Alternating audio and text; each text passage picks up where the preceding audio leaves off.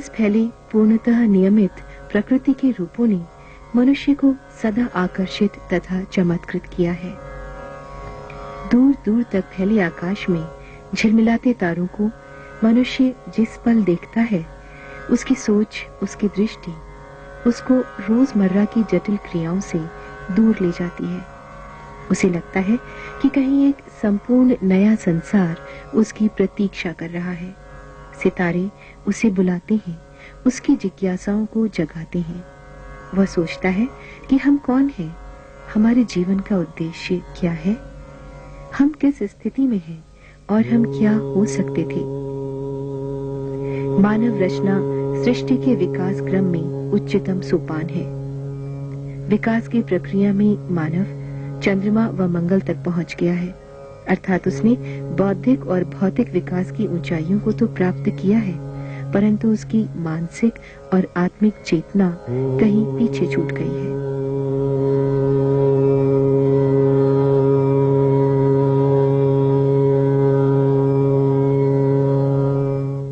नई सहस्त्राब्दी के इस मोड़ पर एक ऐसे विश्व की परिकल्पना है जहां युद्ध न हो, रंग भेद न हो वर्ग भेद के अस्वाभाविक बंटवारे, बल्कि एक ऐसा संपूर्ण नया संसार हो जो हमारी सनातन आत्मिक और आध्यात्मिक अवधारणाओं के अनुरूप सामूहिक चेतना और प्रेम की ओर बढ़े।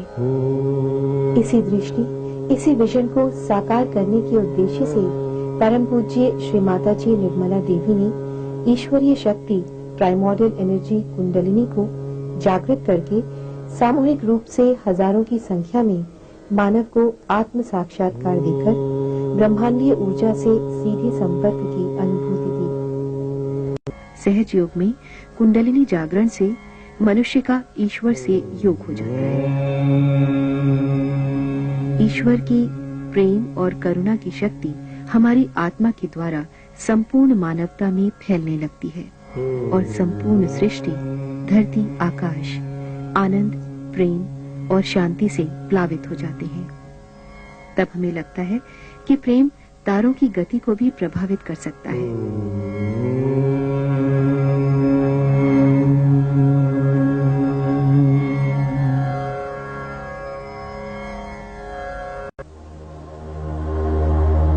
सृष्टा से हमारी एकाकारिता कराती है कुंडलिनी। कुंडलिनी परमात्मा की ही शक्ति है, संपूर्ण शक्ति, जो मनुष्य की रीढ़ की हड्डी के नीचे के तिकोने हिस्से सैक्रम बोन में 3.5 कुंडलों में विद्यमान रहती है।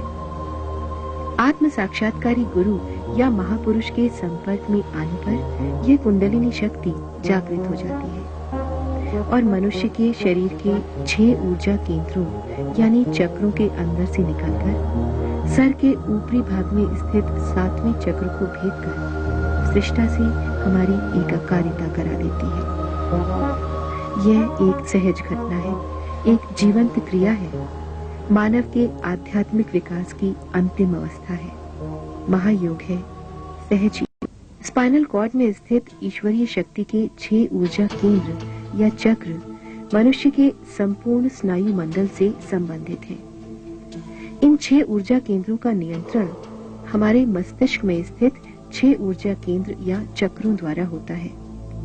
इसलिए ध्यान की प्रक्रिया द्वारा जब कुंडलिनी ऊपर उठती है तो मस्तिष्क के शीर्ष भाग, जिसको मेडिकल साइंस में लिम्बिक एरिया कहते हैं, और योग में ब्रह्मरंध्र को भेदती है और उसके परे स्थित सर्वव्याप्त शक्ति के संपर्क में आती है।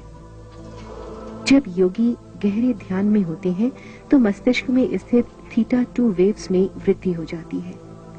ये वृद्धि लिम्बिक एरिया की सक्रियता के कारण होती है। इसके अलावा मस्तिष्क के अलग अलग केंद्रों में स्थित विभिन्न मस्तिष्क तरंगों की क्रिया में भी वृद्धि और परिवर्तन देखा गया है। इस प्रकार आत्मशक्ति हमारे मस्तिष्क और नर्वस सिस्टम के माध्यम से स्वतः कार्यान्वित होने लगती है और संपूर्ण शरीर और मन दोनों ही रोग मुक्त हो जाते हैं। इस ब्लॉसम टाइम में खिले फूलों को फल बनाने के लिए ईश्वर ने अपने प्रेम की शीतल हवा प्रवाहित की।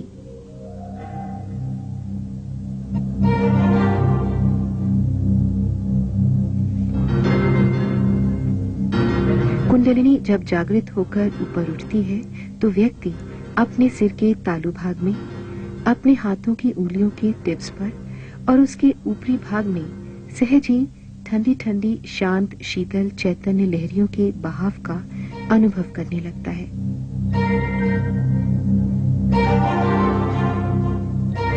इन्हीं शीतल हवा की लहरियों को श्री जीसस क्राइस्ट ने कूल ब्रीज कहा, इस्लाम में रूह कहा और आदि शंकराचार्य ने सौंदर्य लहरी या चैतन्य लहरी कहा। परमात्मा के प्रेम की सर्वव्याप्त शक्ति द्वारा ही यह शीतल हवा प्रकट की गई है, जिसे हम ग्रॉस सेंसेस पर अनुभव करने लगते हैं। इस स्थिति में हमारी मानवीय चेतना ह्यूमन कॉन्शियसनेस ईश्वरीय चेतना डिवाइन कॉन्शियसनेस में परिणत हो जाती है और हम मनोदैहिक शरीर के 3 आयामों की सीमाओं से परे चौथे आयाम की स्थिति में आ जाते हैं।